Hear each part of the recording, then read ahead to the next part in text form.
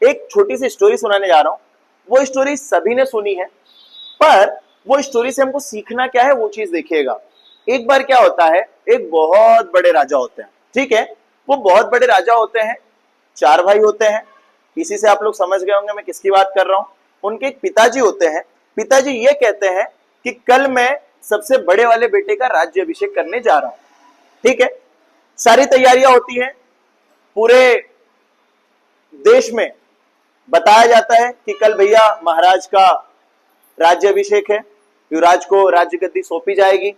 इनका बहुत नाम किया जाता है, पूरे देश में पूरी दुनिया में बता दिया जाता है कि भैया हमारे नए राजा ये हैं, हमारे नए राजा ये हैं, हमारे नए राजा ये हैं, ठीक है।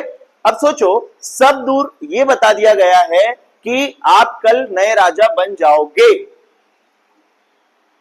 ट्रेजेडी देखना, कोइंसिडेंस देखना, उसी रात पिताजी अपने बेटे को वचन देते हैं कि बेटा मैं तुझे कल अपना पूरा राज्याभिषेक कराऊं, मेरा पूरा राज्य गद्दी तुझे सौंप दूंगा। पर रात को कुछ ऐसा होता है।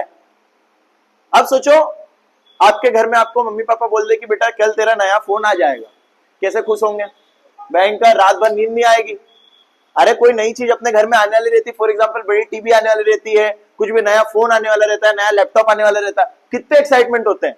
रात भर नींद नहीं आती, कब सुबह हो जाए, कब सुबह हो जाए, कब सुबह उठ के पापा ड्रेस पहने, कब नहाए धोए रेडी हो, कब मेरे को लेके चले, चलो बेटा दिलाते हैं। ऐसा होता है भाई, मेरे साथ तो होता था, सब बच्चों के साथ होता है यार, कि भाई जो भी नई चीज आने वाली रहती है हमारे पास, फॉर एग्जाम्पल नई साइकिल हो गई, नया बैग हो गया, नया बुक्स हो गए, ये सब की एक्साइटमेंट रहती है हमारे पास कि भाई नई नई चीजें हम लेके आएंगे, नया फोन हो गया।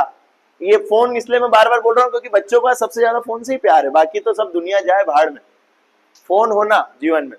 तो आप सोचिएगा कि आपको कल फोन दिलाने का बोल दे और आपसे रात में आप सुबह उठ के पापा बोले कि नहीं बेटा फोन तो नहीं दिला रहा हूं, कैसा लगेगा आपको?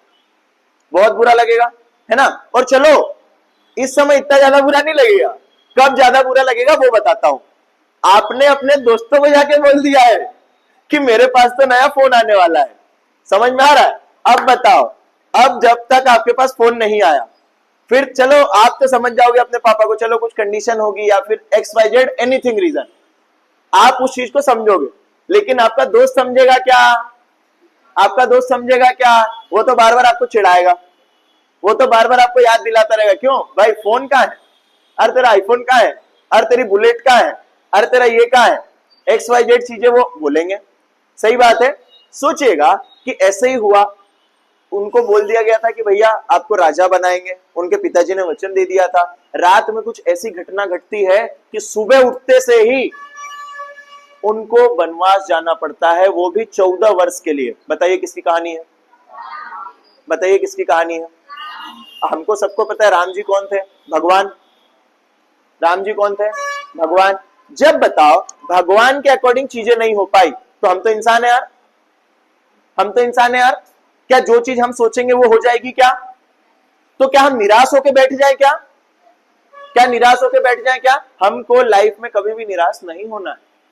रिग्रेट किसी चीज का होना ही नहीं चाहिए।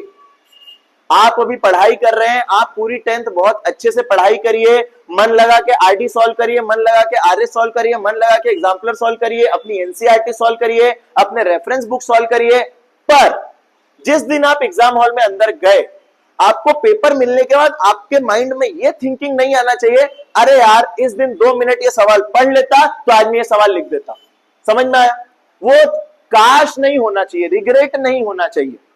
सभी को समझ में आ रहा है? जैसे ही आप एग्जाम हॉल में निकले, एग्जाम हॉल से बाहर निकले, आप बिल्कुल कॉलर ऊंची करके कि भैया जैसा गया बहुत अच्छा पेपर गया, जैसे मेहनत मैंने की थी उसके हिसाब से मैंने चैप्टर्स किए, उसके हिसाब से मैंने क्वेश्चंस किए, उसके हिसाब से मैंने पढ़ लिया है, उसके बाद उस एग्जाम के बारे में कभी सोचना भी नहीं।